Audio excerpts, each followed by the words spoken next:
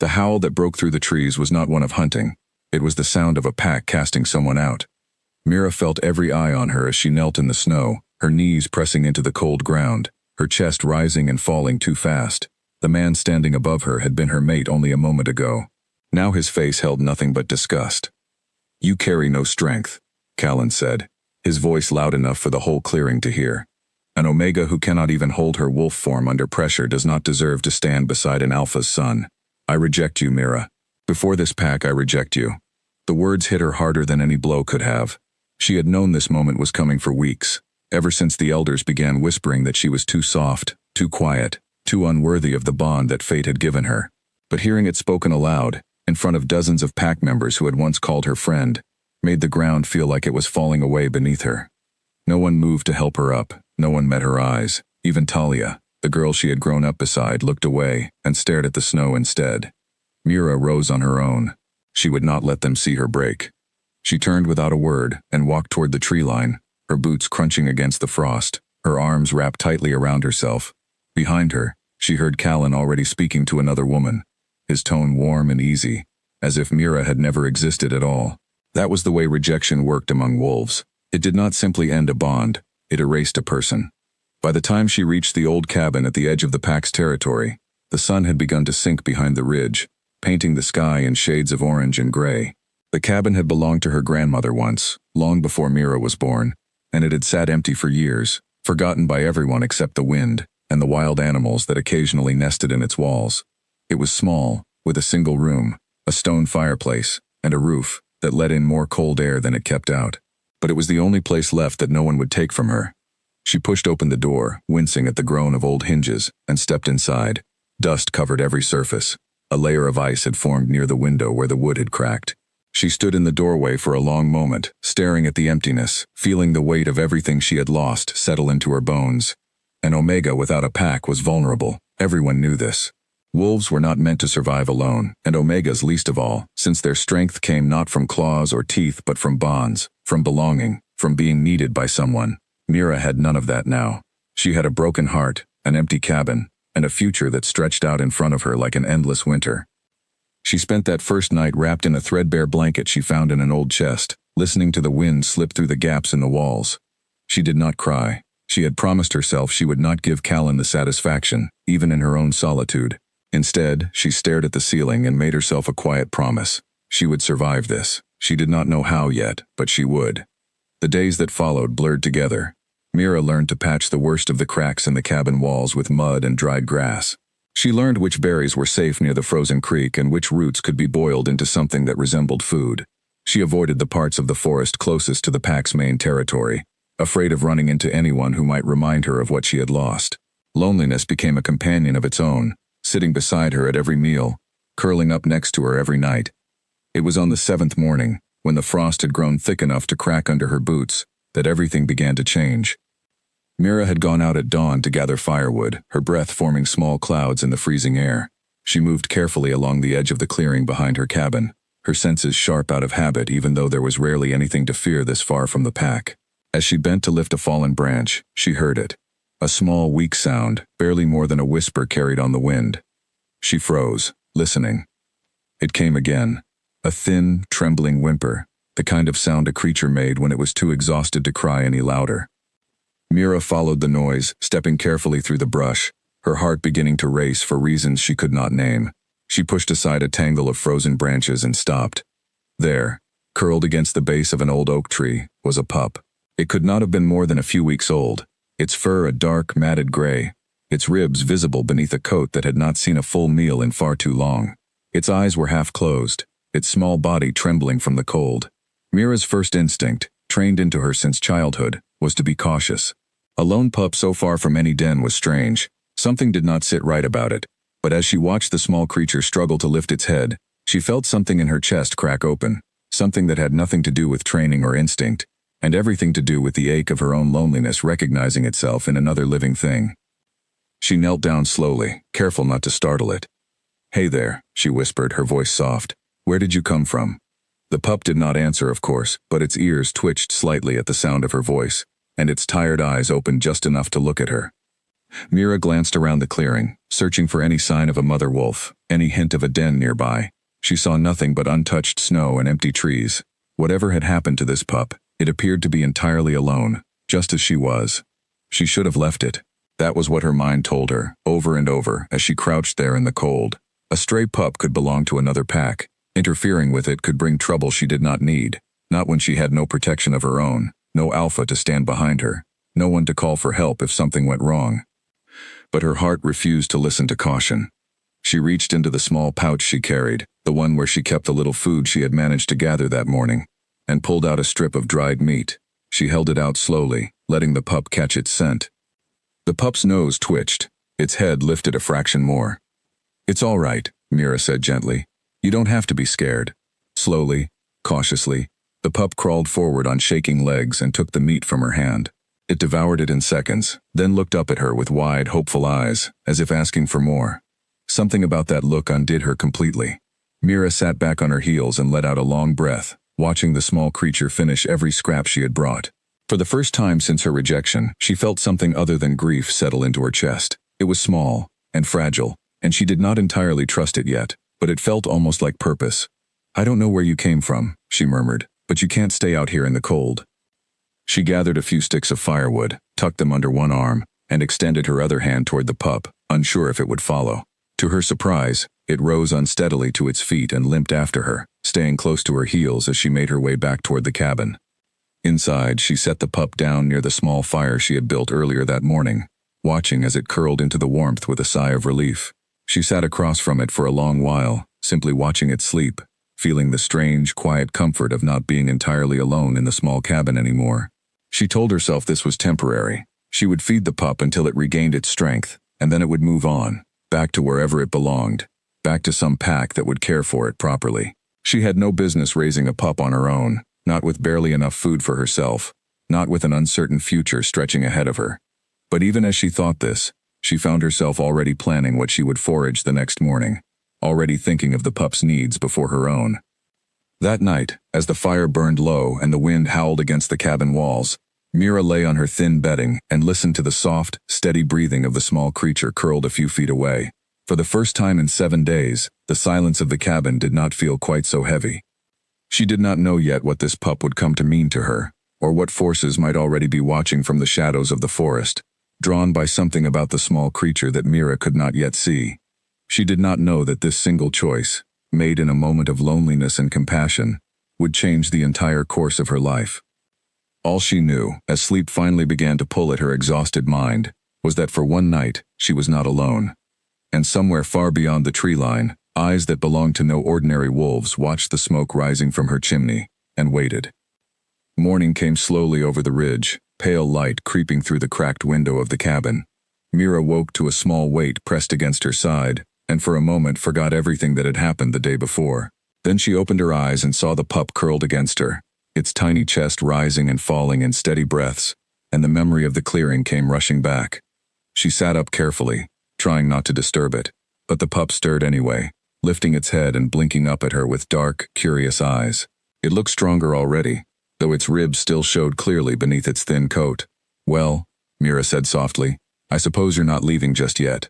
She rose and stretched the stiffness from her limbs, then checked the fire, adding a few pieces of the wood she had gathered. The cabin was still cold, still cracked and worn, but it no longer felt as empty as it had the night before. Mira's first task of the day, as always, was to find food. She had little stored away, only a handful of dried roots and a small portion of meat she had been rationing carefully. Feeding herself alone had already been difficult. Feeding a growing pup on top of that would require more effort than she had planned for. She wrapped herself in her cloak and stepped outside, glancing back once at the pup, who watched her from beside the fire with an expression that seemed almost too aware for a creature so young. She shook the thought away. Loneliness was clearly playing with her mind. The forest was quiet that morning, blanketed in a fresh layer of snow that muffled every footstep. Mira moved carefully along the frozen creek, checking the small traps she had set days earlier, in hopes of catching a rabbit or two.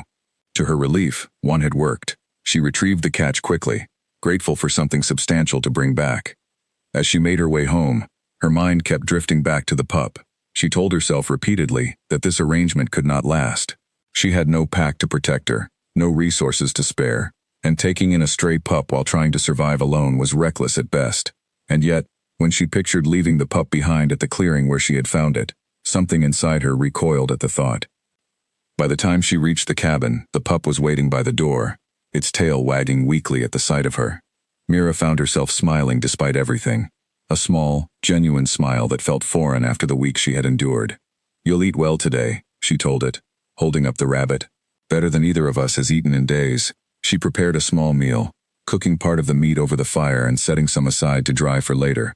The pup ate eagerly, its strength visibly returning with each bite, and Mira found a strange satisfaction in watching it grow steadier before her eyes. Over the following days, a routine began to form between them, quiet and simple but steady in a way that Mira had not expected to feel again so soon after her rejection. Each morning she rose before dawn to check her traps and gather what food she could. Each evening, she returned to find the pup waiting for her, sometimes at the door, sometimes curled by the dying embers of the fire. She began to notice small things about the pup that set it apart from an ordinary stray. It rarely whimpered from hunger or cold the way she expected a pup its age to behave. Instead, it seemed to watch her with a patience and understanding that felt almost unnatural. When she spoke to it, explaining what she was doing or simply thinking aloud about her day, it tilted its head as if truly listening, its eyes following her every movement. Mira told herself this was simply her imagination, the product of a mind desperate for companionship after being cut off from everyone she had known. Wolves bonded quickly, even in their pup stages, and perhaps she was reading meaning into behavior that meant nothing at all. Still, there were moments that made her pause. One evening, as she sat mending a tear in her cloak by the firelight, she accidentally pricked her finger with the needle. She hissed softly at the sting, and before she had even reached for a cloth, the pup was there beside her, nudging her hand gently with its nose, as if checking that she was all right. It was such a small gesture, so simple, yet it left her staring at the creature for a long moment afterward, her heart aching with something she could not quite name. "You're a strange one," she murmured, running her fingers gently along its head. "Aren't you?" The pup simply leaned into her touch, and Mira let herself enjoy the moment without questioning it further.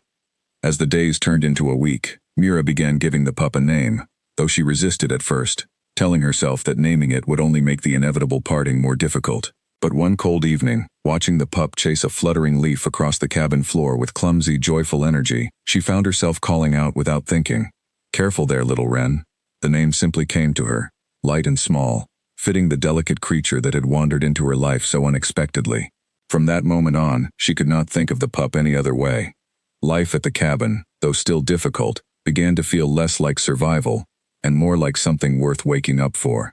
Mira found herself talking more, laughing more, even singing quietly to herself as she worked, something she had not done since long before her rejection. Wren seemed to bring warmth into a life that had grown cold and gray, filling the silence with a presence that asked for nothing but food, warmth, and company. But even as Mira allowed herself to enjoy these small moments of peace, a quiet unease continued to grow at the edges of her awareness. She began to notice things she could not easily explain. One afternoon, while gathering water from the creek, she returned to find claw marks etched into the frozen mud near the cabin door, far larger than any mark Wren could have left. She stared at them for a long while, her pulse quickening, before deciding that perhaps some larger animal had simply wandered close during the night and moved on. Another time, she woke in the middle of the night certain she had heard the low, rumbling growl of a much larger wolf somewhere close to the cabin. She lay frozen beneath her blanket, straining her ears, but the sound did not come again, and by morning she convinced herself it had been nothing more than the wind twisting through the trees. Wren, for its part, seemed unbothered by these strange occurrences, sleeping soundly through each one without so much as a twitch of its ears. Mira found some comfort in that, telling herself that if there truly were danger nearby, surely even a young pup would sense it and react. Still, she began locking the cabin door more carefully each night, and she kept a sharpened blade close by her bedding, just in case. Life as an Omega with no pack protection had taught her the value of caution, even when everything around her seemed peaceful. One morning, as she prepared to leave for her usual rounds along the creek, Wren refused to let her go. The pup tugged gently at the hem of her cloak with its small teeth, whining softly, its dark eyes pleading up at her. "I have to go, little one," Mira said gently, crouching down to scratch behind its ears. "We need food. I'll be back before you know it." But Wren would not release the fabric, and something about its insistence made Mira pause. She glanced around the clearing outside the cabin, scanning the tree line carefully, but saw nothing unusual. Still, the pup's behavior nagged at her, an instinct she could not quite dismiss. All right, she finally relented. You can come with me today, but you stay close, understand? Wren released her cloak immediately, its tail wagging with obvious relief, and trotted along beside her as she made her way toward the creek. Mira kept a careful eye on the pup as they walked, noting how it occasionally paused to sniff the air in a particular direction, its small body going still and alert for a moment, before it continued on as if nothing had happened. She said nothing about it, but she filed the behavior away in her mind, another small piece of a puzzle she did not yet understand. That evening, after they returned safely to the cabin and shared a modest meal, Mira sat by the fire with Wren curled against her side, and allowed herself a rare moment of contentment. Whatever strange signs had been gathering around them, whatever unease lingered at the edges of her thoughts, she chose for now to focus on the warmth of the fire and the small, steady presence beside her. She had lost her pack, her mate, and everything she thought her life would become. But in the quiet of that quaint cabin, feeding a small stray pup who seemed to understand her more than anyone from her old life ever had, Mira felt something she had not expected to feel again so soon. She felt needed. And for a heart as bruised as hers, that feeling was enough to carry her through the growing shadows she could not yet see clearly, shadows that were drawing closer with each passing day, watching, waiting, biding their time before revealing themselves at last. 2 weeks had passed since Mira first found Wren shivering beneath the old oak tree, and in that time, the small pup had transformed. Its ribs no longer showed through its coat. Its fur had thickened and darkened to a rich shade of charcoal gray, and its legs, once too weak to hold its own weight, now carried it swiftly across the cabin floor and through the surrounding woods with growing confidence. Mira told herself this rapid change was simply the result of good food and steady care. Pups grew quickly after all, and Wren had clearly been starving when she found it. A few weeks of proper meals could easily explain such improvement, but there were other changes that good food alone could not explain. It happened first on an ordinary afternoon, while Mira was chopping firewood outside the cabin. She had been careless with her swing and the axe had glanced off the log, nicking a shallow cut along her forearm. She hissed at the sting and set the axe aside, pressing her sleeve against the wound to stop the light bleeding.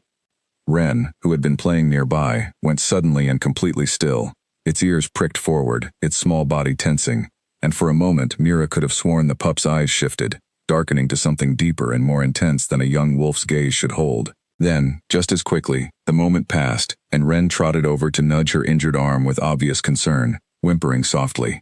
Mira stared down at the pup, her heart beating a little faster than the small cut warranted. "It's just a scratch," she murmured, more to reassure herself than the pup. "I'm fine." She thought little more of the incident until 3 days later, when she noticed the wound on her arm had already faded to nothing more than a thin pink line, healing far faster than any ordinary injury should. She examined it closely by the firelight that evening, turning her arm this way and that, trying to convince herself that perhaps the cut had simply been shallower than she remembered. But a nagging suspicion had begun to take root, one she could not easily shake. The following week brought an incident that pushed her doubts even further. Wren had been exploring near the edge of the clearing while Mira gathered berries from a nearby bush, when the pup suddenly yelped in pain. Mira rushed over immediately, her heart lurching with worry, to find Wren had caught its paw awkwardly between 2 rocks, twisting it at an unnatural angle. She carefully freed the small paw, wincing in sympathy as Wren whimpered, clearly in pain. She carried the pup back to the cabin immediately, examining the injury by the firelight, certain it would need days of careful rest to heal. But by morning, Wren was already walking on the paw without the slightest limp, as though the injury had never happened at all. Mira sat frozen at the sight, staring at the pup as it bounded playfully around the cabin floor, completely unbothered by what should have been a serious injury only hours earlier. A chill ran down her spine that had nothing to do with the winter cold outside. "What are you?" she whispered, more to herself than to the pup. Wren simply blinked up at her with wide, innocent eyes, tilting its head in that familiar, curious way it always did, giving no indication that anything unusual had occurred at all. Mira knew, deep down, that ordinary wolf pups did not heal this quickly. Even the strongest alpha pups she had known growing up in her old pack took days to recover from injuries far less serious than the ones Wren seemed to shrug off entirely. Something about this small creature was different, something beyond simple wolf biology. She began to watch Wren more closely after that, paying attention to every small detail she might have previously dismissed. She noticed how the pup's eyes occasionally seemed to hold a depth and awareness that felt far older than its small body suggested. She noticed how Wren sometimes went completely still and alert, staring off into the distance at nothing Mira could see or hear, as though sensing something far beyond the range of ordinary senses.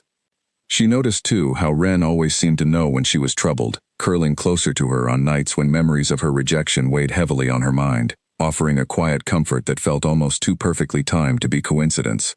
Despite the growing list of strange occurrences, Mira found herself unable to feel any fear toward the small pup. Whatever Ren was, whatever unusual nature it carried within its small body, it had shown her nothing but warmth, loyalty, and an almost startling depth of care. She had lost so much in recent weeks, and Ren had become the one steady, comforting presence in her life. She was not ready to let suspicion poison that. Still, practical concerns could not be ignored forever. Mira understood that if Ren truly carried unusual abilities, others might eventually notice as well, and an unclaimed pup with strange gifts could draw unwanted attention, especially from packs less kind than her own had once claimed to be. She began taking greater care during their outings, choosing paths deeper into the forest, away from any trails that might lead toward neighboring pack territories. She kept a closer watch on the tree line during her daily foraging trips, her senses straining for any sign of unfamiliar scent or movement.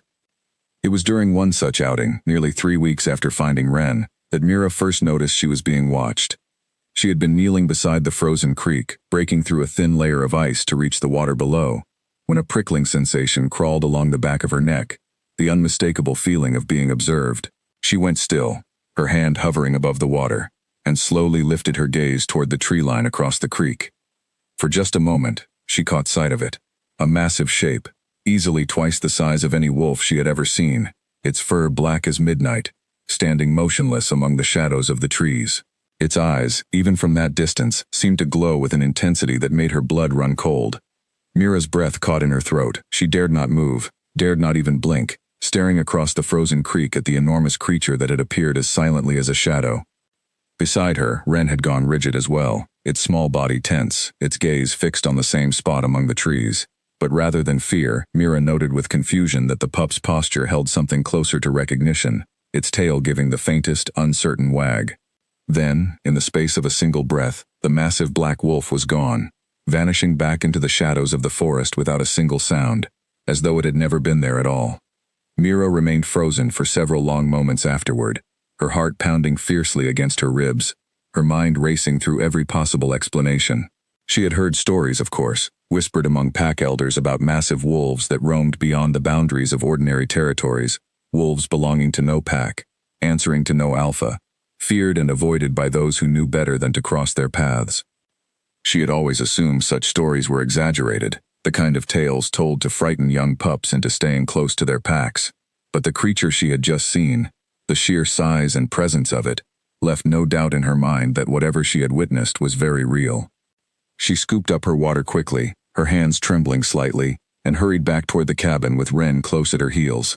She glanced over her shoulder repeatedly during the walk, half expecting to see the massive black shape following at a distance, but the forest remained still and silent behind her. Once inside the cabin, she bolted the door firmly and built up the fire higher than usual, seeking whatever comfort the warmth and light could offer against the unease that had settled deep in her chest. Ren curled close beside her that evening, quieter than usual, its dark eyes occasionally drifting toward the door as though listening for something beyond the walls. Mira wrapped a protective arm around the small pup, drawing strength from its steady presence even as uncertainty churned within her. "Whatever that was," she murmured softly, more to comfort herself than anything else. "We'll be careful. We'll stay hidden. No one needs to know we're out here." But even as she spoke the words, a small, persistent doubt lingered at the back of her mind. Whatever had been watching her from across that frozen creek had not felt like a chance encounter. The way it had stood so still, so deliberately visible before vanishing, felt almost like a message, a silent acknowledgement that she had been found. Mira did not sleep easily that night, her senses remaining alert to every creak of the cabin walls, every whisper of wind against the windows. Ren, too, seemed restless beside her, occasionally lifting its head to stare toward the door before settling back down with a soft, uncertain whine. Whatever forces had begun to take notice of the small cabin at the edge of the forest, whatever secrets Ren carried within its rapidly healing, unusually aware small body, Mira understood with growing certainty that the quiet, simple life she had built over these past few weeks was about to be tested in ways she could not yet fully understand. The black wolf had found her, and something told her, deep in her bones, that it would not be the last time. The days following the sighting at the creek passed with an unease that never fully lifted. Mira found herself glancing over her shoulder constantly, her ears straining for sounds that did not belong, her eyes scanning the tree line every time she stepped outside the cabin. Ren, too, seemed changed by the encounter, growing quieter and more watchful, often sitting near the window for long stretches, staring out at the forest as though waiting for something to appear. Mira tried to convince herself that the massive black wolf had simply been passing through, a lone traveler crossing unfamiliar territory who had no further interest in her small cabin or its inhabitants. She wanted to believe that whatever had drawn its attention that day at the creek was nothing more than curiosity, easily forgotten once satisfied. But deep down, she knew better. She decided to travel to the small trading post that sat at the edge of several pack territories, a neutral ground where wolves from different packs occasionally gathered to exchange goods and news without conflict. She rarely visited such places, preferring to avoid the risk of encountering anyone from her former pack, but she needed supplies, and more than that, she needed information. The trading post was busy that day, filled with the low murmur of conversation and the smell of wood smoke and roasting meat. Mira kept her hood low as she moved between the stalls, purchasing what she could with the few coins she had managed to save, listening carefully to the conversations happening around her. It was near the edge of the gathering, close to a stall selling furs and leather goods, that she first heard the whispers that made her blood run cold. 4 of them, moving together like shadows, one older woman was saying to her companion, her voice low and hushed. Black as night. Every one of them. My cousin swears she saw them near the eastern ridge last month, just standing there watching her homestead for hours before disappearing. They say they're not tied to any pack, the second woman replied, glancing around as though worried about being overheard. No alpha claims them. They come and go as they please, and no one dares question them.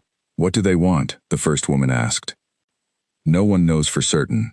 Some say they're hunters, searching for something specific. Others say they're guardians of some kind, protecting territories that don't officially belong to any pack. But everyone agrees on one thing. If you see them, you don't run, and you don't fight. You simply let them pass. Mira's grip tightened on the small bundle of supplies she carried, her heart pounding as she absorbed every word. 4 black wolves, moving as one, feared and respected by packs across the region, tied to no alpha, answering to no laws but their own. She wanted to ask more questions, to press the women for further details, but she knew better than to draw attention to herself, especially as a lone Omega with no pack of her own. Instead, she moved quietly away from the stall, her mind racing through everything she had just heard. Guardians, the woman had said, searching for something specific. Mira thought immediately of Ren, waiting for her back at the cabin, and a cold dread settled deep in her stomach. Could the pup be connected to these mysterious wolves somehow? Could their sudden appearance near her cabin be more than simple coincidence? She pushed the thought aside as she made her way through the rest of the trading post, forcing herself to focus on gathering the remaining supplies she needed before the day grew too late. But the whispered conversation continued to echo in her mind throughout the journey home, growing louder with every step. By the time she reached the cabin, the sun had begun its slow descent toward the horizon, casting long shadows across the snow-covered clearing. Ren was waiting by the door as always, its tail wagging at the sight of her, seemingly unaware of the fear that had settled so heavily in Mira's chest. She knelt down and gathered the small pup into her arms, holding it close for a long moment, drawing whatever comfort she could from its familiar warmth. I heard something today, she murmured against its soft fur.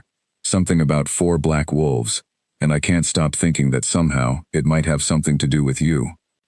Ren simply nuzzled closer against her, offering no answers, only the steady comfort of its presence. That evening, as she prepared their meal, Mira found herself replaying every strange occurrence of the past few weeks. The claw marks near the door, the low growl she had heard in the night, the impossibly fast healing, the way Ren always seemed to sense danger before she did, and now, the sudden appearance of a massive black wolf, followed almost immediately by whispers of 4 such creatures roaming the region together. She could no longer dismiss these events as simple coincidence. Sitting by the fire with Ren curled against her side, Mira allowed herself to consider possibilities she had previously pushed away. Perhaps Ren was not simply an abandoned pup that had wandered too far from its den. Perhaps there was a reason the small creature had been left alone in that clearing, a reason its healing abilities seemed far beyond ordinary, a reason those strange black wolves had appeared so soon after she had taken the pup in. But what reason could explain any of it? Ren was still just a young pup, playful and affectionate, showing no outward signs of danger or malice. If anything, the small creature had brought nothing but warmth into Mira's otherwise lonely existence. She could not imagine any version of events where Ren's presence in her life could be considered threatening. Still, the uncertainty gnawed at her, keeping sleep at bay long into the night. Over the following days, Mira grew increasingly cautious, keeping Ren close during every outing, avoiding unnecessary trips beyond the immediate area surrounding the cabin. She began paying closer attention to every sound the forest offered, every shift in the wind, every distant call of a bird that might signal something unusual moving through the trees. Despite her vigilance, several uneventful days passed, and Mira slowly allowed herself to relax slightly, though the underlying unease never fully disappeared. Ren continued to grow stronger and more alert with each passing day, its movements growing more confident, its senses seeming sharper than any ordinary pup should be at such a young age. It was on a particularly still evening, nearly a week after her visit to the trading post, that Mira first noticed the twigs. She had stepped outside briefly to fetch more firewood before the evening grew too dark, and as she turned back toward the cabin door, something caught her eye. A small, deliberate arrangement of broken twigs lay just outside the entrance, positioned in a pattern too precise to have occurred naturally. Mira stared down at the arrangement for a long moment, her heart beginning to race. The twigs formed a shape she did not immediately recognize, something like a curved line intersected by several shorter marks, deliberate and purposeful in its construction. She glanced around the clearing quickly, searching for any sign of movement among the trees, but saw nothing. The forest remained still and silent, giving no indication of who or what might have left such a strange marking so close to her home. Ren appeared at her side moments later, sniffing curiously at the arrangement of twigs before letting out a soft, uncertain whine, its ears pressing back against its head in a display of unease Mira had never seen from the pup before. "You know something about this, don't you?" Mira murmured, watching the pup's reaction carefully. Ren simply pressed closer against her legs, offering no further response beyond its obvious discomfort. Mira gathered the twigs carefully, uncertain what else to do with them, and brought them inside the cabin, setting them near the fire where she could study them further. She spent much of that evening turning the small branches over in her hands, trying to discern some hidden meaning within their arrangement, but no answers came to her. That night, sleep proved even more elusive than before. Mira lay awake long after the fire had burned low, straining her ears for any unusual sound beyond the cabin walls, her hand resting protectively on Ren's small, sleeping form beside her. Whatever message the twigs had been meant to convey, whoever had left them so close to her home without making a single sound, Mira understood with growing certainty that she and Ren were being watched far more closely than she had previously realized. The quiet, secluded life she had built for herself over the past month, the fragile peace she had found in caring for the small pup who had wandered into her clearing, felt increasingly like a fragile illusion, one that could shatter at any moment. Somewhere beyond the tree line, hidden among the shadows of the forest, the 4 black wolves continued their silent watch, patient and deliberate, waiting for the right moment to reveal themselves fully. And Mira, curled beside the small pup who had become her entire world, could only wait anxiously for that moment to arrive, uncertain whether it would bring salvation or disaster into the fragile life she had worked so hard to rebuild. 3 days after the twigs appeared outside her door, Mira woke to an emptiness that struck her instantly, before her eyes had even fully opened. The small, warm weight that had pressed against her side every morning for the past month was gone. She sat up quickly, her heart already pounding, scanning the dim interior of the cabin. "Ren?" No answering patter of small paws greeted her call, no soft whine, no wagging tail waiting by the fire. The cabin remained silent, the morning light filtering weakly through the cracked window, illuminating an emptiness that felt far larger than the small space it occupied. Mira threw off her blanket and rose quickly, checking every corner of the single room, though she knew even as she searched that the pup was not there. The door remained closed, latched from the inside exactly as she had left it the night before, which meant Ren could not have simply wandered outside on its own. Panic began to claw at her chest as she unlatched the door and stepped outside into the cold morning air, her bare feet sinking into the frost-covered ground. "Ren!" she called again, louder this time, her voice carrying across the still clearing. "Ren, where are you?" Only silence answered her.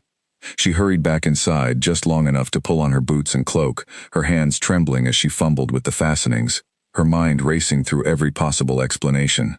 Perhaps the pup had somehow slipped out during the night through a gap she had not noticed. Perhaps it had wandered off exploring and simply lost track of time. But even as she told herself these things, she knew they felt hollow. Wren had never once tried to leave the cabin alone before, always waiting patiently for Mira to lead the way on their outings.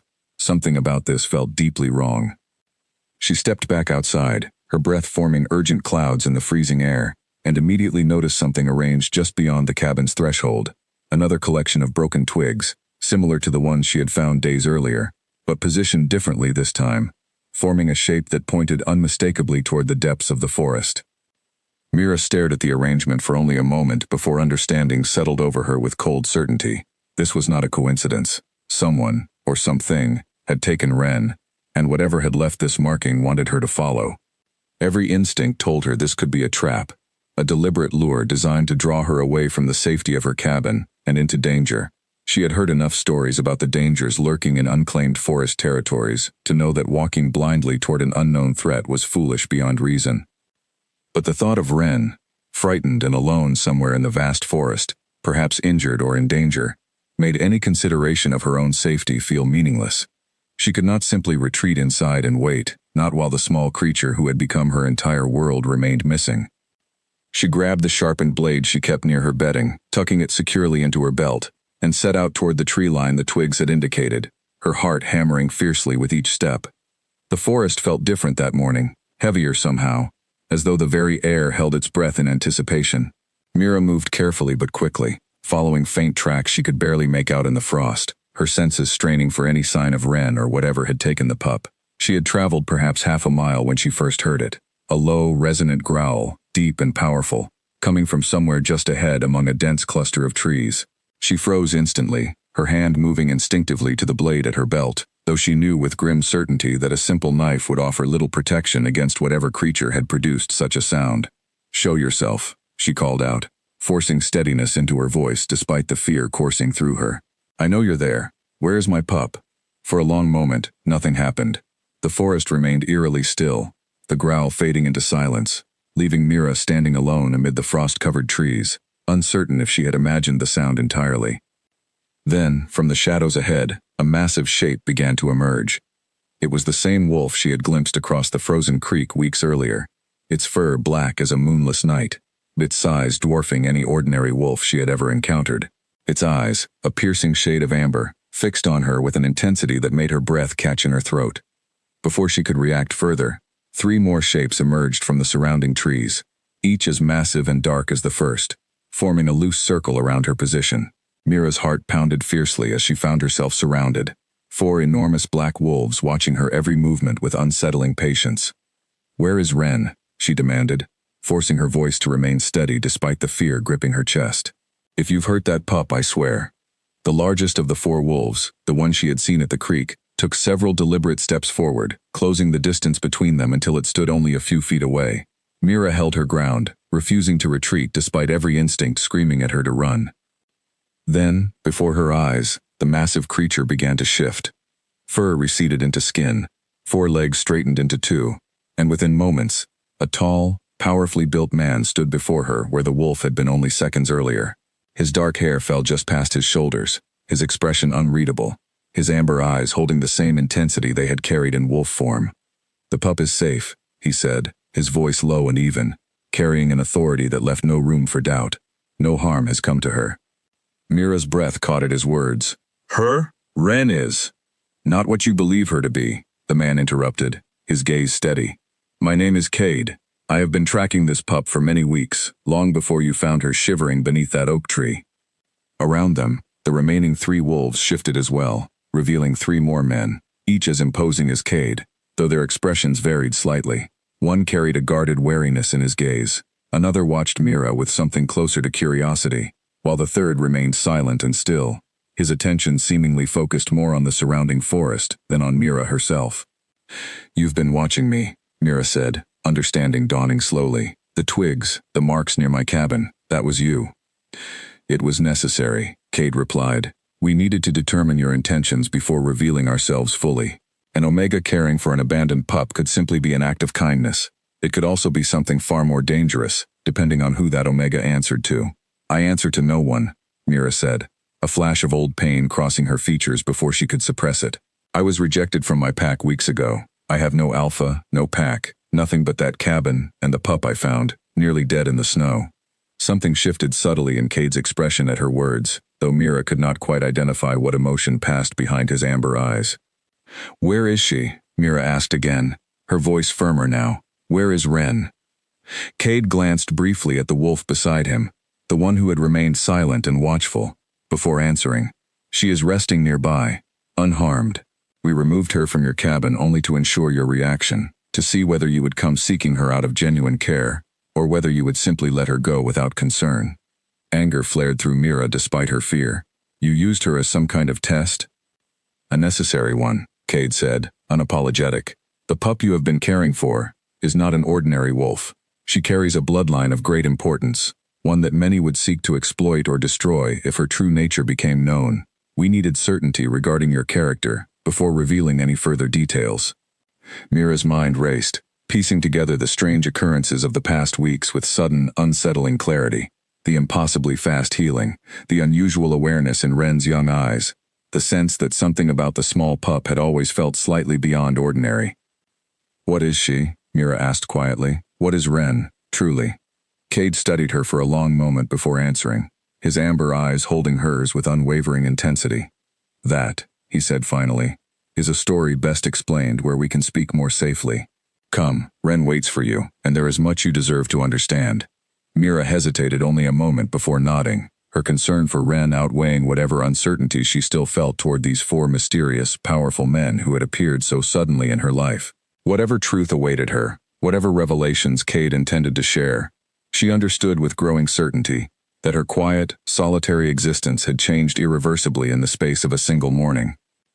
As she followed the four men deeper into the forest, her heart torn between fear and desperate hope of reuniting with the small pup who had come to mean everything to her, Mira could not shake the feeling that she stood at the very edge of a truth far larger than anything she could have imagined. The walk through the forest felt endless, though in truth it lasted only a few minutes. Mira kept pace with the four men, her eyes darting between them, searching for any sign of Ren among the trees ahead. Cade led the group with quiet authority, while the others fell into a loose formation around her, not quite guarding her, but not leaving her unwatched either. They reached a small hollow tucked between two rocky outcroppings, sheltered from the wind and largely hidden from casual view. There, curled on a bed of soft moss, lay Ren, looking up eagerly the moment Mira's scent reached her. "Ren." Mira rushed forward without hesitation, dropping to her knees beside the pup, running her hands over its small body to check for any sign of injury. Ren pressed happily against her, tail wagging, seemingly unbothered by whatever had transpired since the previous night. "She was never in danger," Cade said from behind her, his tone even. "I give you my word on that." Mira lifted Ren into her arms, holding the pup close, feeling some of the tension in her chest ease slightly, now that she could see for herself that the small creature remained unharmed. Still, anger simmered beneath her relief. "You could have simply spoken to me," she said, turning to face Cade directly. "Instead, you frightened me half to death, taking her in the middle of the night without a word. Caution has kept us alive this long," the man beside Cade said, speaking for the first time. He was leaner than the others, with sharp features and watchful gray eyes. "Forgive us if we did not immediately trust a stranger with something so precious." "My name is Mira," she said, straightening slightly. "Not stranger. And if you expect my trust in return, you might start by offering the same courtesy." A flicker of something almost like respect crossed the gray-eyed man's face. "Bastian," he offered simply. The third man, broad-shouldered with a quieter demeanor, inclined his head. "Torin." The fourth, younger-looking than the others with an easy, curious expression, offered a small smile despite the tension in the air. "Elian." Mira nodded to each of them in turn before returning her attention to Cade, who remained the clear leader among the group, his presence commanding even in stillness. "You said Ren carries a bloodline of importance," Mira said. "Tell me what that means." Cade studied her for a long moment, as though weighing how much truth she could bear to hear all at once. Finally, he gestured toward a fallen log nearby, inviting her to sit. "Many years ago," he began, once she had settled with Ren still cradled protectively in her arms, "before either of us were born, there existed a line of wolves known as the Emberwood bloodline. They were rare among our kind, carrying abilities beyond ordinary shifters, accelerated healing, heightened senses beyond even the strongest alphas, an instinctive awareness of danger that bordered on foresight." Mira glanced down at Ren, understanding beginning to take shape in her mind. The healing. The way she always seemed to sense things before I did. Exactly, Cade confirmed. The Emberwood line was nearly wiped out generations ago, hunted by rival packs who feared their growing influence and sought to claim their abilities for their own gain. For decades it was believed the bloodline had ended entirely. Until now, Mira said quietly. Until now, Cade agreed. We have spent months tracking rumors of a surviving Emberwood pup, born to a mother who fled deep into unclaimed territories to protect her child from those who still hunt the bloodline. When we finally located the birthing den, we found it destroyed, the mother gone, and the pup missing. Mira's breath caught. Ren's mother. What happened to her? Cade's expression darkened slightly. We do not know for certain. The signs suggested a struggle, though whether the mother escaped or was taken, we could not determine. We continued searching for the pup for weeks afterward, following faint traces through the forest, until we discovered signs that led us toward your cabin. Mira held Ren a little tighter, the small pup nuzzling against her in response, seemingly comforted by the closeness despite the heavy conversation unfolding around her. Those who hunt the Emberwood bloodline, Bastian added, his gray eyes serious, believe that claiming an Emberwood wolf, even a young one, grants them access to abilities they could exploit for power. Some seek to control such a wolf directly. Others simply wish to eliminate the bloodline entirely, fearing what it could become if left to grow unchecked. So Ren is in danger, Mira said, the weight of the revelation settling heavily over her. Significant danger, Cade confirmed. And by extension, so are you, now that you have cared for her these past weeks. If those hunting the bloodline discover Ren's location, they will not hesitate to eliminate anyone standing in their way. Silence fell over the small hollow, as Mira absorbed everything she had just learned. The small pup she had found starving in the snow, the creature she had come to love as though it were her own, carried a legacy far more significant and dangerous than she could have ever imagined. What happens now? She asked finally, her voice quieter than before. Cade exchanged a glance with the other three men before answering. We intend to take Ren somewhere safer, a location known only to those we trust completely, where she can be protected properly until she is old enough to understand and manage her own abilities. Mira's arms tightened instinctively around the small pup. You want to take her from me? It is the safest option, Cade said, his tone gentler than before, though still firm. You have done remarkably well caring for her these past weeks, better than most could have managed under such circumstances. But the dangers ahead require protection beyond what a single Omega, however capable, can provide alone. Mira looked down at Ren, who gazed back up at her with those familiar, too aware eyes, and felt something fierce and protective rise within her chest, stronger than any fear she had felt since her rejection weeks earlier. I found her, she said quietly, but with unmistakable determination. I fed her when she was starving. I stayed with her, through every strange, unexplainable moment these past weeks. I will not simply hand her over and walk away, as though none of that mattered. Cade's expression shifted slightly, something unreadable passing behind his amber eyes, as he studied her with renewed attention. You would fight for her, he said. Not quite a question. Without hesitation, Mira replied. For a long moment no one spoke, the weight of her declaration settling over the small hollow. Then, unexpectedly, Elian offered a small, approving smile. I like her, he said simply, glancing toward Cade. Torin remained quiet, though something in his broad shoulders seemed to relax slightly, as though her answer had eased some unspoken concern. Bastian regarded her with newfound consideration, his earlier wariness softening into something closer to respect. Cade, however, remained silent for a long moment, his gaze fixed on Mira with an intensity that made her pulse quicken for reasons entirely separate from fear. Then perhaps, he said finally, we have been approaching this the wrong way. Mira blinked, caught off guard by the shift in his tone. What do you mean? Rather than removing Ren from your care, Cade continued, perhaps the wiser path is to strengthen the protection around both of you together. Your cabin sits at the edge of unclaimed territory, isolated enough to avoid casual notice, yet close enough that we could maintain a more constant watch. Hope flickered cautiously in Mira's chest at his words. You would let her stay with me? If you are willing to accept our presence nearby, Cade said, and willing to trust guidance we offer regarding her safety, then yes. It would seem cruel to separate a bond that has clearly already formed so strongly between you. Mira looked down at Ren, who seemed to sense the shift in conversation, her small tail wagging hopefully as though she too understood that her fate had just been decided in her favor. Thank you, Mira said quietly, relief flooding through her. Do not thank us yet, Cade said, his expression growing serious once more. The danger surrounding Ren has not lessened simply because we have found her. If anything, our continued search may have drawn unwanted attention closer than we realize. The coming weeks will require vigilance from all of us. Mira nodded, understanding settling firmly over her despite the fear that lingered beneath the surface. Whatever challenges lay ahead, whatever dangers continued to circle closer with each passing day, she would not abandon the small pup who had given her purpose again after everything she had lost. As the group began making their way back toward her cabin, 4 powerful, mysterious wolves now walking alongside her rather than watching from a distance, Mira felt the fragile peace of her solitary life shifting into something far larger and more uncertain. Yet strangely, for the first time in weeks, she did not feel entirely alone in facing whatever came next. In the days that followed, Mira's quiet cabin became the center of an unusual arrangement. Cade, Bastion, Torin, and Elian did not move into the small space itself, but they remained close, taking turns keeping watch from the surrounding tree line, appearing and disappearing with the silent efficiency that had made them so feared throughout the region. At first, the arrangement felt strange to Mira.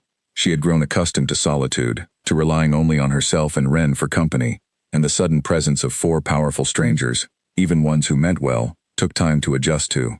But as the days passed, she found herself growing more comfortable with their presence, appreciating the sense of security it brought after weeks of fending for herself entirely alone.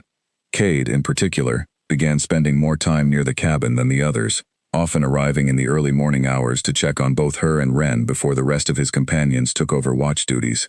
Mira noticed, though she said nothing of it, how his amber eyes softened slightly whenever he watched Ren play, and how his usually guarded expression relaxed in small, subtle ways during their conversations. "You care for her," Mira observed one morning, as they sat together outside the cabin, watching Ren chase a fluttering leaf across the frost-covered ground. More than simple duty would require. Cade was quiet for a moment before answering. "The Emberwood bloodline was nearly destroyed once already. I do not intend to see that mistake repeated, not while there is breath left in me to prevent it." "That's not quite what I asked," Mira said gently. He glanced at her then, something unguarded flickering across his features before he composed himself once more. Perhaps caring for something small and vulnerable reminds a person of parts of themselves they had long forgotten to protect. Mira considered his words carefully, recognizing something of her own journey reflected in them. She too had rediscovered pieces of herself through caring for Ren, pieces that her rejection had nearly convinced her did not exist. "I understand that feeling," she said quietly. Their conversation was interrupted by Ren's sudden, excited bark, the pup bounding over to drop a stick at Cade's feet, with obvious hope that he would throw it for her. Cade's expression shifted immediately into something warmer, almost boyish, as he obliged the pup's request, sending the stick sailing across the clearing. Mira watched the exchange with a small, unguarded smile, feeling a warmth in her chest that had nothing to do with the winter sun overhead. As the days continued, Mira learned more about the 4 men who had so unexpectedly entered her life. Bastion, she discovered, carried the sharp wariness of someone who had been betrayed before, someone who trusted slowly but fiercely once earned. Torin spoke rarely, but his quiet strength and steady presence provided a grounding comfort during moments of tension. Elian, the youngest among them, brought a lightness to their group, often finding ways to make Mira laugh even during their most serious discussions about the dangers surrounding Ren. And Cade, she came to understand, carried the weight of leadership with a quiet, steady resolve, his guarded exterior slowly revealing glimpses of a man who felt deeply, who had simply learned long ago to keep such feelings carefully hidden for the sake of those depending on him. Despite the growing comfort of their new arrangement, the underlying danger surrounding Ren never fully faded from Mira's mind. Cade and his companions remained vigilant, taking turns patrolling the forest surrounding her cabin, watching for any sign that those hunting the Emberwood bloodline had discovered their location. One evening, nearly 2 weeks into their new arrangement, Bastion returned from his patrol with a troubled expression that immediately caught Mira's attention. "We have a problem," he said, addressing Cade directly, though his gray eyes flickered briefly toward Mira as well. "What is it?" Cade asked, rising immediately from where he had been sitting near the fire. "Unfamiliar scent markings, several miles east of here," Bastion reported. "Wolves, at least 4 or 5 by the trail, moving with purpose rather than simply passing through. The scent is unfamiliar to me, but the pattern of their tracking suggests they are searching for something specific." Cade's expression darkened considerably. "Could they have picked up Ren's trail?" "It's possible," Bastion admitted, "though I cannot say for certain how close they might be to discovering this location. Mira felt a cold knot of fear settle in her stomach as she glanced toward Ren, who had gone still and alert at the tension in the conversation, her small ears pressed back against her head. "What do we do?" Mira asked, forcing steadiness into her voice despite the fear coursing through her. Cade turned to her, his expression grim but resolute. "We increase our vigilance immediately. Torin and Elion will extend their patrols further outward, watching for any sign of these unfamiliar wolves approaching. Bastion and I will remain closer to the cabin, ready to respond should they discover this location sooner than we hope." "And if they find us?" Mira pressed, unwilling to accept vague reassurances given the stakes involved. Cade's amber eyes held hers steadily. "Then we will protect both you and Ren, whatever the cost." The certainty in his voice offered some measure of comfort, though the underlying danger of the situation remained impossible to ignore. That night, Mira found sleep even more elusive than before, her mind replaying Bastion's report over and over, imagining unfamiliar wolves creeping ever closer through the darkened forest surrounding her home. Ren, sensing her unease, curled closer against her side than usual, offering what small comfort her presence could provide. Mira wrapped a protective arm around the pup, drawing strength from the bond they had built together over the past weeks, even as uncertainty gnawed at the edges of her thoughts. Over the following days, the tension surrounding the cabin grew steadily thicker. Cade and his companions maintained near constant vigilance, rarely straying far from the surrounding forest, their expressions growing increasingly serious with each patrol that returned without further incident, yet without ruling out the possibility of imminent danger either. Mira, for her part, found herself growing more capable under the pressure of the circumstances, drawing on reserves of strength she had not known she possessed. She listened carefully to Cade's guidance regarding defensive measures, learning how to recognize signs of approaching danger, how to move quietly and efficiently should the need arise to relocate quickly with Ren. "You learn quickly," Cade observed one afternoon, watching as she successfully identified a set of unfamiliar tracks he had deliberately left near the cabin as a test of her growing awareness. "I have motivation," Mira replied simply, glancing toward Ren, who watched their exercise with obvious curiosity from a safe distance. Cade studied her for a long moment, something like admiration crossing his features. "Your former pack was foolish to reject someone with such capability and heart." The unexpected compliment caught Mira off guard, warmth spreading through her chest despite the tension of their circumstances. "Thank you," she said quietly, meaning it more deeply than the simple words could convey. Their growing closeness did not go unnoticed by the others. Elion occasionally offered knowing smiles whenever he caught Cade and Mira deep in conversation, though he wisely kept any teasing comments to himself given the serious nature of their circumstances. Bastion, too, seemed to soften slightly in his interactions with Mira as the days passed, his initial wariness giving way to genuine respect for the resilience she continued to demonstrate. Despite the growing bonds forming between them, the threat surrounding Ren remained ever present, a shadow looming just beyond the edges of their fragile peace. Mira understood, with each passing day, that the unfamiliar wolves Bastion had detected would not simply give up their search, not when the prize they sought carried such significant value. The confrontation, when it finally came, would test everything Mira had rebuilt over these past weeks. Everything she had learned to value again, after her rejection, had left her believing she carried no worth at all. But for now, in the fragile safety of her small cabin, surrounded by 4 powerful protectors who had come to feel less like guardians and more like a found family, Mira allowed herself to hold on to hope, even as the shadows continued to creep steadily closer through the darkened forest beyond. The attack came without warning, 3 days after Bastion first reported the unfamiliar scent markings to the east. Mira had just finished preparing the evening meal, the fire crackling warmly against the encroaching darkness outside, when a piercing howl split through the quiet forest, followed almost immediately by a second and third call answering it from different directions. Ren's ears shot upright instantly, her small body going rigid with alarm. "Cade," Mira called out, rushing to the cabin door. He was already there, having heard the howls himself, his expression hardening into something fierce and focused.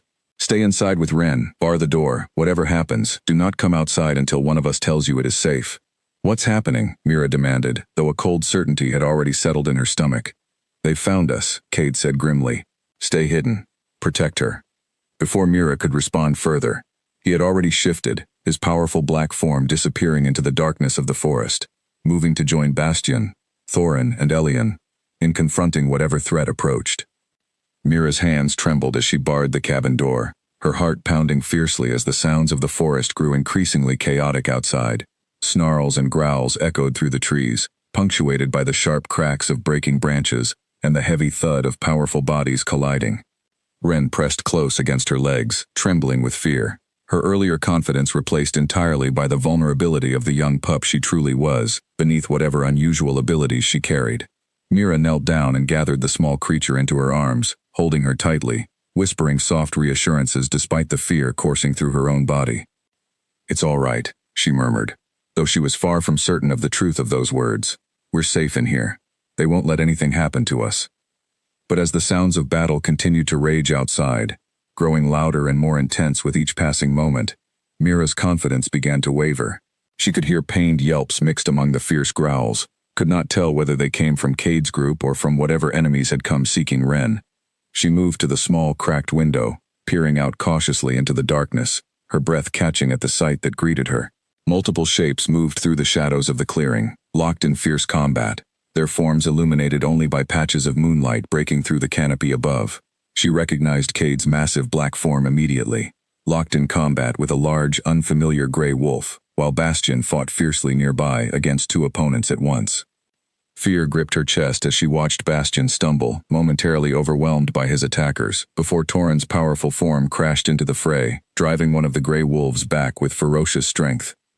Mira's grip tightened around Ren as the pup whimpered softly against her, clearly sensing the danger unfolding just beyond the cabin walls. She wanted desperately to help, to do something beyond simply watching helplessly from the window, but she understood the wisdom in Cade's instructions. Rushing outside unprepared would only create additional vulnerability, another target for the enemy wolves to exploit. The battle raged on for what felt like an eternity, though in truth only minutes passed. Mira watched with growing horror as one of the unfamiliar wolves broke away from the main fight, moving with startling speed directly toward the cabin, clearly having identified it as the pup's likely hiding place. Her heart lurched with terror as the massive gray shape slammed against the cabin door, the wooden barrier groaning under the force of the impact. Ren yelped in fear, pressing herself as deeply as possible into Mira's protective embrace. "Stay back," Mira commanded, though her voice trembled with fear, positioning herself between Ren and the door as the wood splintered further under a second powerful blow. Just as the door threatened to give way entirely, a massive black shape slammed into the attacking wolf from the side, driving it away from the cabin with tremendous force. Mira caught a glimpse of Cade's fierce, powerful form locked in combat with the gray wolf, buying precious time even as blood matted his dark fur from wounds sustained during the earlier fighting. Understanding that hiding passively was no longer an option, Mira made a decision that went against every instinct for self-preservation but felt undeniably right in the moment. She set Ren down gently in the farthest corner of the cabin, away from the door, and grabbed the sharpened blade she had kept close for weeks, precisely for a moment such as this. "Stay here," she told Ren firmly. "I need to help them." She unbarred the damaged door carefully, stepping outside into the chaos of battle with her blade held ready, her heart pounding fiercely despite the terror gripping her chest. She was no warrior, had never been trained for combat the way full wolves within established packs typically were, but she refused to remain hidden while those protecting her and Ren fought for their lives just beyond her walls. She spotted Bastion struggling against a particularly aggressive attacker nearby, his movements growing sluggish from an injury to his hind leg. Without hesitation, Mira rushed forward, driving her blade into the attacking wolf's flank with all the strength she could muster. The wolf yelped in pain and surprise, momentarily distracted long enough for Bastion to regain his footing and drive the creature back with renewed ferocity. He glanced toward Mira with clear astonishment before returning his focus fully to the fight. "Get back inside," he called out between attacks, though there was something almost approving beneath the urgency in his tone. But Mira had already spotted another opportunity to help, noticing Elian pinned momentarily beneath two attacking wolves near the edge of the clearing. She rushed toward the struggle, her blade flashing in the moonlight, driving one of the attacking wolves back long enough for Elian to throw off the second and regain his advantage. The battle continued to rage around her, chaotic and terrifying, but Mira found herself moving with a courage she had not known she possessed, offering assistance wherever she could, her actions driven entirely by fierce determination to protect the family she had unexpectedly found in these four powerful, mysterious men.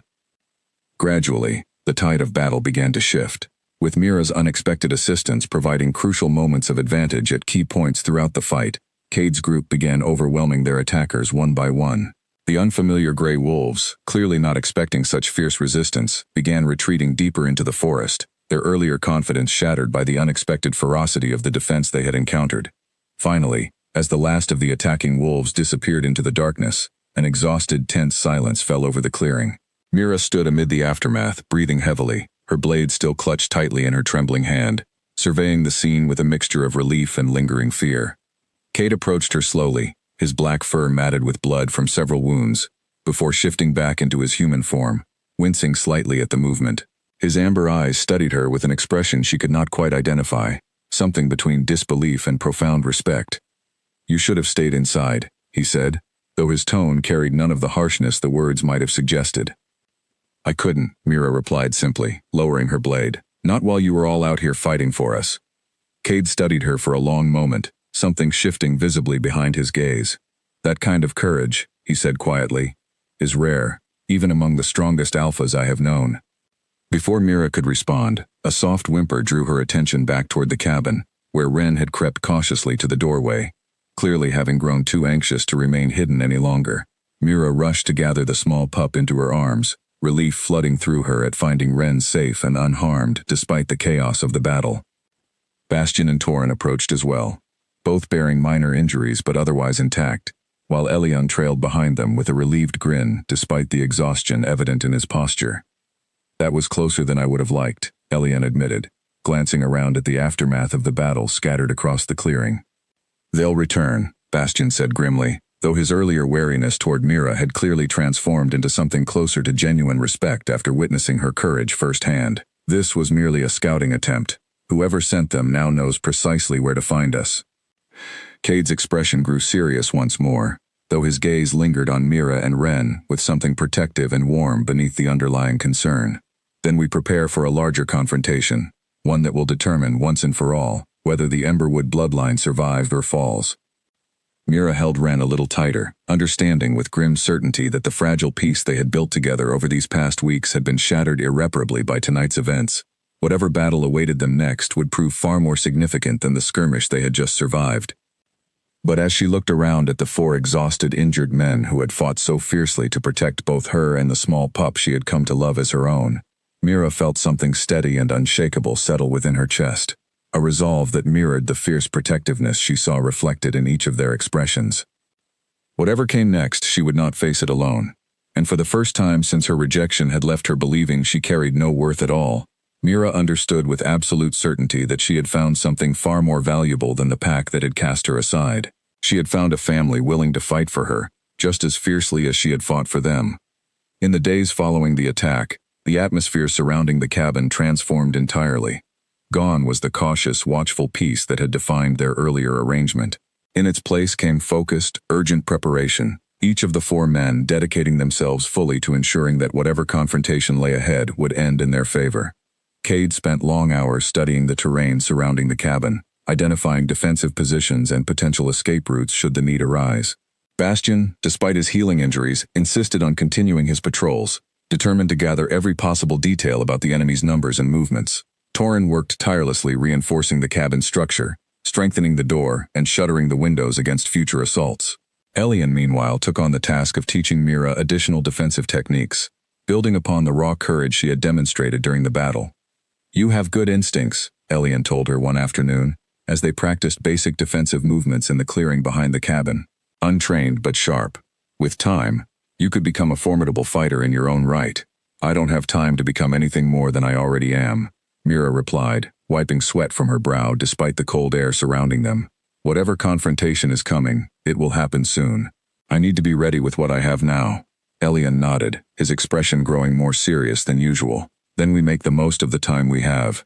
Ren, too, seemed to sense the shifting urgency surrounding their small community, growing more alert and watchful with each passing day.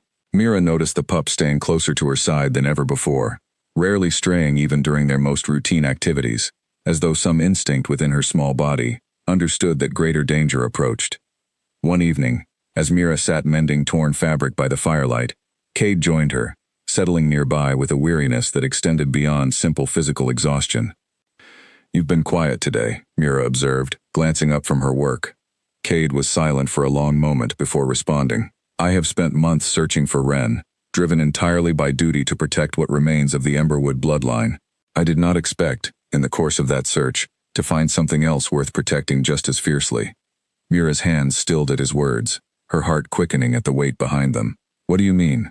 Cade turned to face her fully, his amber eyes holding an intensity that made her breath catch. You, Mira, your courage during the attack, your fierce loyalty toward Ren despite the danger it brought into your life, your resilience, even after suffering a rejection that would have broken most others entirely. I find myself caring for your well-being in ways I had not anticipated when this search first began. Warmth spread through Mira's chest at his admission, mingling with a vulnerability she had not allowed herself to feel since Callan's cruel rejection weeks earlier. I care for you as well, she admitted quietly. For all of you, but especially for you, Cade. You've shown me more respect and consideration in these past weeks than my entire former pack managed throughout years of belonging. Something shifted in Cade's expression, a rare softness breaking through his usually guarded demeanor. Your former pack's loss, he said, has become our profound gain. The moment stretched between them, charged with unspoken possibility, before the sound of Ren stirring nearby drew their attention back to more immediate concerns. Cade rose reluctantly, the weight of impending danger settling once more over his features. We will discuss this further, he promised, once the threat facing us has been resolved. For now, we must focus on ensuring both you and Ren remain safe. Mira nodded, understanding the necessity of his priorities, even as she treasured the tender moment they had shared. 2 days later, Bastian returned from his patrol with grim news that confirmed everyone's fears. The enemy forces, having regrouped after their failed scouting attack, were gathering in greater numbers approximately 5 miles east of the cabin, clearly preparing for a more significant assault. How many? Cade asked, his expression hardening at the report. At least a dozen, possibly more, Bastian replied. They move with purpose now, no longer attempting to disguise their approach. Whoever leads them understands that stealth is no longer necessary. 12 against 4, Torin said quietly, calculating the odds with characteristic pragmatism. Difficult, but not impossible, particularly if we choose our ground carefully. 5 against 12, Mira corrected firmly, drawing surprised glances from the group. I will not stand aside during the actual confrontation, not when the outcome will determine Ren's fate as much as any of ours. Cade studied her for a long moment, clearly torn between concern for her safety and respect for her determination. The danger will be significant, he warned. I understand that, Mira replied, but I have already proven I can contribute meaningfully to this fight. I will not hide away while you risk everything to protect what has become my family as much as yours. A moment of silence passed before Cade nodded slowly, accepting her resolve despite his evident concern. Then we prepare together, and we face whatever comes as one unified force. The following days passed in intensive preparation, every member of their small group dedicating themselves fully to ensuring their best possible chance of success against the approaching threat. Cade identified a narrow section of the forest, flanked by rocky terrain that would limit the enemy's ability to surround them, choosing it as their preferred battleground should the enemy force locate the cabin directly. Elian continued refining Mira's combat skills, focusing particularly on techniques that would allow her to defend herself effectively against larger, stronger opponents, through strategic positioning rather than raw strength alone. Bastian maintained constant vigilance, tracking the enemy's movements closely to provide as much advance warning as possible before any assault began. Torin worked to strengthen further defensive positions around both the cabin and the chosen battleground, preparing contingencies should their initial defense prove insufficient. Throughout it all, Ren remained close to Mira's side, her small presence offering a constant, grounding reminder of exactly what they fought to protect. Mira found herself drawing strength from the pup's quiet trust, using it to fuel her determination through every grueling hour of preparation.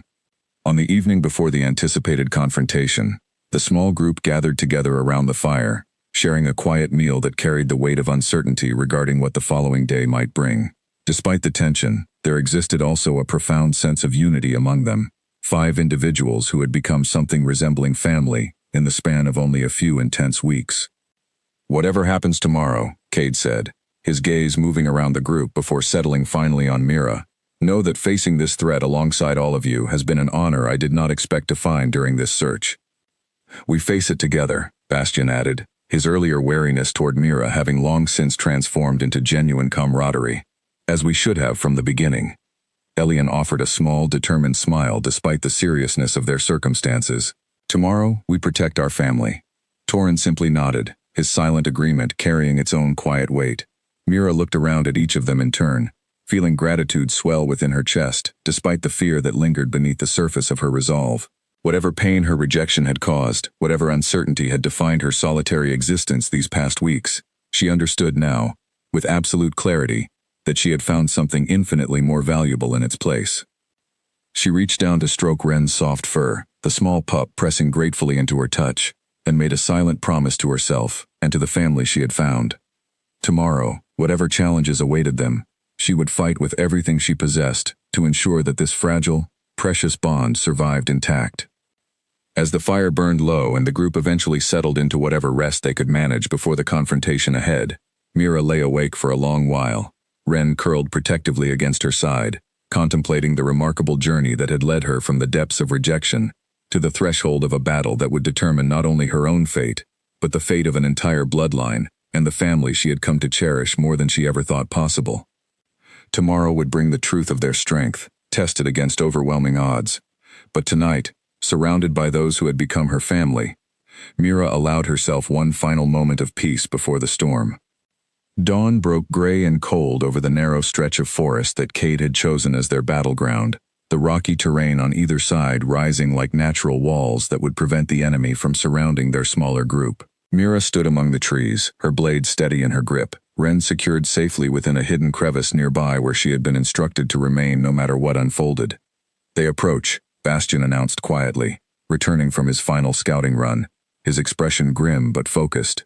Perhaps 10 minutes out, moving with clear purpose. Cade nodded, his amber eyes surveying their small group with quiet determination. "Positions, as we discussed. Remember, we do not need to defeat them all. We need only hold this ground long enough to break their resolve." Each member of the group moved into their designated positions, Torin and Bastion flanking the narrow passage from opposite sides, Elian positioned slightly higher on the rocky terrain where he could support wherever the fighting grew most intense, and Cade taking the central position directly in the enemy's expected path. Mira positioned herself near Elian, her blade ready, her heart pounding with a mixture of fear and fierce determination. The minutes stretched agonizingly as they waited, the forest around them unnaturally still, as though even the birds and small creatures had sensed the impending violence and fled the area entirely. Then, finally, the first sounds of the approaching enemy reached them, the heavy thud of numerous paws against frozen ground, growing steadily louder with each passing moment. They emerged from the tree line in a wave of dark fur and gleaming eyes, considerably more numerous than the scouting party from days earlier. At their front strode a wolf larger than any Mira had yet seen, its fur a mottled brown and black, its eyes carrying a cold, calculating intelligence that immediately marked it as the leader of this hunting party. "Emberwood blood does not belong to a scattered handful of rogue protectors," the wolf's voice rang out, shifting briefly into human form long enough to speak clearly. A tall, harsh-featured man with cruel eyes surveying their small group with obvious disdain. "Hand over the pup, and perhaps we will consider mercy toward the rest of you." "There will be no pup handed over," Cade responded, his voice carrying absolute authority despite the overwhelming numbers arrayed against them. "Not while any of us still draw breath." The enemy leader's expression twisted into something cold and merciless. "Then breath will be in short supply among your number very soon." The battle erupted with sudden, brutal intensity, the enemy wolves surging forward in a coordinated assault that tested every ounce of preparation Cade's group had undertaken in the preceding days. Mira found herself immediately drawn into the chaos, her blade flashing as she worked alongside Elian to hold their designated position against wolves attempting to flank from the higher terrain. The narrow passage proved its worth immediately, limiting the enemy's ability to overwhelm them through sheer numbers, forcing the confrontation into smaller, more manageable engagements that Cade's group, despite being outnumbered, could handle through skill and coordination rather than raw force alone. Still, the fighting proved fierce and unforgiving. Mira watched with her heart in her throat as Torin fought off two attackers simultaneously, his powerful form absorbing blows that would have felled a lesser fighter, while Bastion moved with lethal precision against a trio of enemies attempting to break through his position. Cade fought at the center of the chaos, his massive black form a whirlwind of controlled fury as he confronted the enemy leader directly. The two powerful wolves locked in a fierce, evenly matched struggle that sent tremors through the ground with every collision. Mira herself found her hands full defending against an aggressive attacker who had broken past Elian's position, her training from the preceding days proving crucial as she used strategic footwork and precise strikes to keep the larger wolf at bay, buying crucial time until Elian could return to support her. The battle raged on, minutes stretching into what felt like hours, the outcome hanging in a delicate, uncertain balance, as both sides absorbed injuries, and exhaustion began to weigh heavily on every participant. Mira sustained a shallow cut along her arm during one particularly intense exchange, but adrenaline kept the pain from slowing her movements, her focus remaining fixed entirely on survival and protection of those fighting alongside her. It was during a brief lull in her own portion of the fight that Mira noticed, with sudden horror, that several enemy wolves had broken away from the main confrontation, moving with clear purpose toward the hidden crevice where Ren remained concealed. "Ren," she cried out, abandoning her current position without hesitation, rushing toward the small pup's hiding place despite the danger of moving through the chaotic battlefield alone. She reached the crevice just as the first enemy wolf did, throwing herself between the attacking creature and the small, terrified pup cowering within the rocky shelter. Mira's blade met the wolf's lunging attack with desperate strength, deflecting the strike just enough to avoid serious injury, though the force of the collision sent her stumbling backward. "You will not touch her," Mira snarled, positioning herself firmly between the enemy wolves and Ren's hiding place, her blade raised despite the overwhelming size disadvantage she faced. The lead attacking wolf snarled back, preparing for another lunge, when a massive black shape crashed into it from the side with tremendous force. Cade had broken away from his confrontation with the enemy leader, sensing the danger to Ren, and rushing to intercept before Mira could be overwhelmed. Together, they fought off the remaining attackers who had targeted Ren's position, Cade's ferocious strength combined with Mira's fierce determination, proving more than sufficient to drive back the threat. As the last of the attacking wolves retreated, wounded and demoralized, Mira allowed herself a brief moment of relief, checking quickly to ensure Ren remained safe and unharmed within her shelter. But their reprieve proved short-lived. Across the battlefield, Mira spotted the enemy leader, having lost his advantage against Cade during the brief distraction, rallying his remaining forces for one final, desperate assault. "This ends now," the enemy leader roared, shifting back into wolf form and charging directly toward Cade with renewed fury. What followed was a fierce, decisive confrontation, Cade meeting the enemy leader's charge with equal ferocity, the two powerful wolves clashing with bone-jarring force. Mira watched, her heart in her throat, as the battle between the two leaders determined the fate of everyone involved. Cade fought with everything he possessed, drawing on reserves of strength and determination fueled by weeks of dedication to protecting Ren, and more recently, by the fierce love he had come to feel for Mira as well. With a final, powerful strike, he drove the enemy leader back decisively, the larger wolf stumbling before collapsing, defeated and unable to continue the fight. Seeing their leader fallen, the remaining enemy wolves broke and fled into the forest, their earlier confidence shattered entirely by the fierce resistance they had encountered. Silence gradually settled over the battlefield, as the threat that had loomed over them for weeks finally dissipated into the surrounding trees. Mira rushed to Cade's side as he shifted back into human form, exhausted and bearing numerous injuries from the intense confrontation, but alive and victorious. She helped support his weight as he steadied himself, relief and gratitude flooding through her at the realization that they had survived. "It's over," she said softly, hardly daring to believe the words even as she spoke them. "For now," Cade replied, though the weariness in his voice carried unmistakable triumph. "The Emberwood bloodline survives another day." Around them, Bastion, Torin, and Elian gradually regrouped, each bearing injuries from the fierce battle but alive and relieved at their hard-won victory. Ren emerged cautiously from her hiding place, rushing immediately to Mira's side, her small body trembling with residual fear despite the danger having passed. Mira knelt down and gathered the pup into her arms, holding her close, tears of relief finally breaking through the fierce composure she had maintained throughout the battle. "We did it," she whispered against Ren's soft fur. "We're safe." In the days that followed, as their small group recovered from the injuries sustained during the confrontation, a new sense of permanence settled over their unusual family. The immediate threat to Ren's safety had been resolved, though Cade cautioned that vigilance would remain necessary for years to come, given the significance of the bloodline she carried. But for Mira, the resolution of that immediate danger brought with it something far more precious than simple safety. Sitting beside the fire one evening, weeks after the battle, with Ren curled contentedly nearby, and Cade's arms settled comfortably around her shoulders, Mira reflected on the remarkable transformation her life had undergone. She had begun this journey rejected, cast aside by a pack that deemed her unworthy of belonging, convinced that her life held no further purpose or value. Yet through a simple act of compassion toward a starving, abandoned pup, she had discovered a family far more meaningful than anything her former pack could have offered. Cade, sensing her contemplative mood, pressed a gentle kiss to her temple. "Regrets?" he asked softly. Mira shook her head, a genuine, contented smile spreading across her features. "Not a single one. My former pack saw only weakness in my gentleness, my compassion. But that same compassion led me to Ren, and through her, to all of you." "Their loss," Cade murmured, echoing sentiments he had expressed weeks earlier, "remains our most treasured gain." As the fire crackled warmly before them, and Ren stirred contentedly in her sleep nearby, Mira allowed herself to fully embrace the life she had built from the ashes of her rejection. She was no longer the Omega deemed unworthy by a pack too blind to recognize her true strength. She had become something far greater, protector of an ancient, precious bloodline, cherished partner to a man whose respect and love she had earned through fierce loyalty and courage, and beloved member of a family bound not by blood or pack hierarchy, but by choice, sacrifice, and unwavering devotion. The winter that had once symbolized her deepest isolation had transformed, through Ren's arrival and everything that followed, into the beginning of the richest, most meaningful chapter of her life. And as spring's first signs began appearing at the edges of the forest surrounding their cabin, Mira understood with complete certainty that whatever challenges the future might bring, she would face them surrounded by those who valued her not, despite her gentle heart, but precisely because of it.